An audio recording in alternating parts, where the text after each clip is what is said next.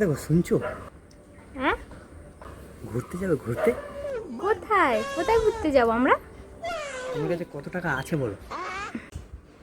টাকা 21,000 টাকা আছে জানো আমার কাছে।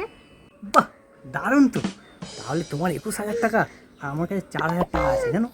চলো আমরা গিয়ে দীঘা ঘুরে আসি, একদম বিচ ভিউ পয়েন্টে রিসর্ট নেবো আর ফুলটে মস্তি করবো।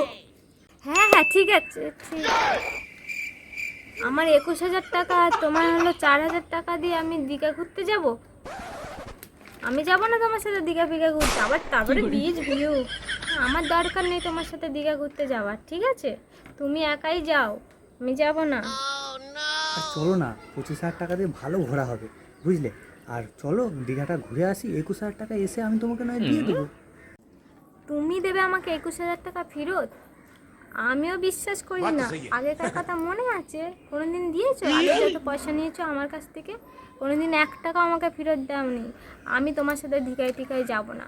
এক কাজ করো, তুমি 1 বছর সময় দিচ্ছি, তুমি 1 বছরের মধ্যে টাকা জমিয়ে নিয়ে আমাকে নিয়ে দীঘায় যাও। আমি বিচ ভিউ সব ভিউ দেখতে রাজি, কিন্তু আমার টাকা দিয়ে আমি একটা টাকাও খরচা করব না। তাহলে যাবে না? প্ল্যানটাই দিলে পুরো ভেস্তে। 1 বছর এখন টাকা জমাতে হবে, যাবে না তাহলে? যাবে এখান থেকে।